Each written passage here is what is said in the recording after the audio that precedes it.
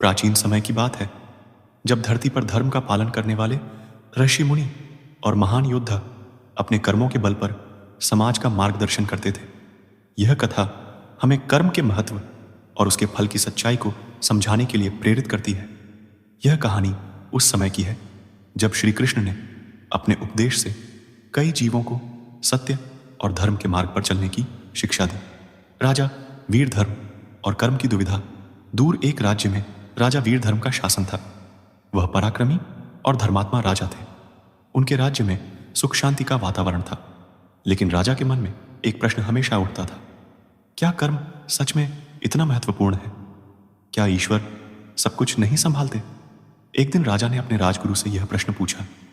राजगुरु ने कहा, महाराज, कर्म ही मनुष्य का सबसे बड़ा धर्म है। बिना कर्म के जीवन अधूरा है। लेकिन राजा के मन में यह संशय बना रहा। एक दिन राजा ने फैसला किया कि वह इस प्रश्न का उत्तर खोजने के लिए वन गमन करेंगे। उन्होंने अपना राजपाट कुछ दिनों के लिए मंत्रियों को सौंप दिया और अकेले ही जंगल की ओर चल पड़े। वन में चलते चलते उन्हें एक साधु की कुटिया दिखी। साधु शांत मुद्रा में ध्यानमग्न थे।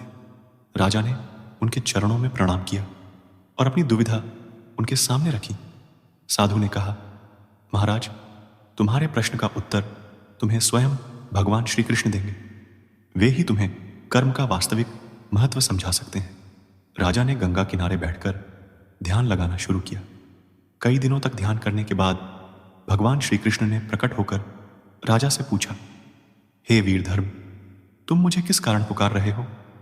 राजा ने विनम्रता से कहा, हे माधव, मैं जानना चाहता हूं कि जीवन में कर्म का क्या महत्व है।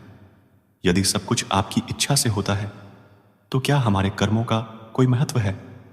श्री कृष्ण मुस्कुराए और बोले, पार्थ, तुम्हारे जैसे कई लोग यह सोचते हैं कि केवल भाग्य ही सब कुछ तय करता है, लेकिन याद रखो, भाग्य भी कर्म के बिना अधूरा है। मैं तुम्हें एक कहानी सुनाता हूं। श्री कृष्ण ने राजा को एक कथा सुनाई। एक छोटे से गांव में धर्मनारायण नामक किसान रहता था।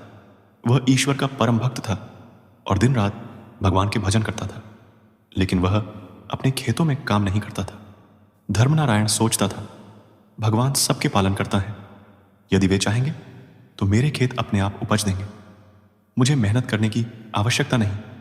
परिणाम स्वरूप उसके खेत सूखे पड़े रहे। पड़ोसी किसान मेहनत से काम करते और उनकी फसल लहलहा उठती। धर्मनारायण के पास खाने के लिए अनाज तक नहीं बचा। एक दिन वह भगवान से नाराज होकर बोला, हे प्रभु, मैं आपका इतना बड़ा भक्त हूं, फिर भी मुझे भूखों मरना पड़ रहा है। यह अन्याय क्यों?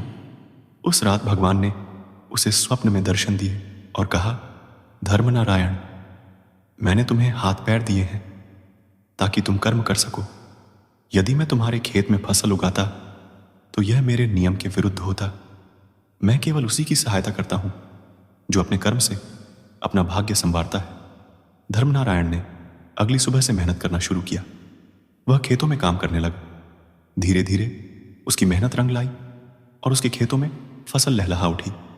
श्री कृष्ण ने राजा से कहा, हे वीरधर्म, यह कहानी समझाती है कि कर्म ही जीवन का आधार है। बिना कर्म के ईश्वर भी तुम्हारी सहायता नहीं कर सकते। यह गीता का अमर संदेश है।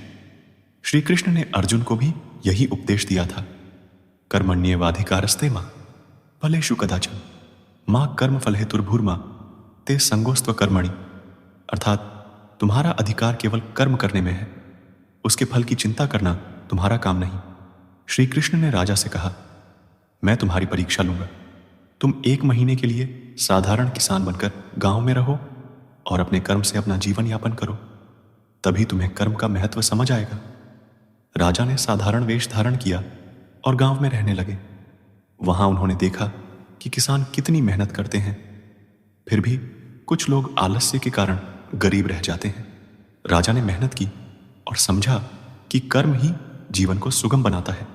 1 महीने बाद राजा अपने राजपाट में लौट आए।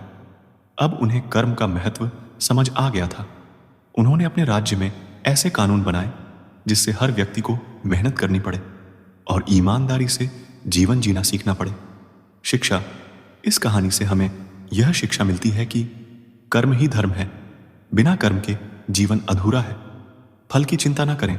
श्री कृष्ण का उपदेश है कि हमें केवल कर्म करना चाहिए, उसके फल की चिंता नहीं करनी चाहिए।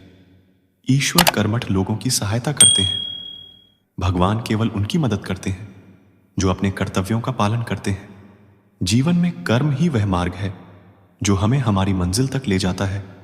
जय श्री राधे कृष्ण अवश्य लिख दीजिए और वीडियो को लाइक करके चैनल को सब्सक्राइब कर लीजिए और बेल नोटिफिकेशन आइकन को ऑन ऑल पर सेट कर लीजिए। धन्यवाद। जय श्री कृष्ण।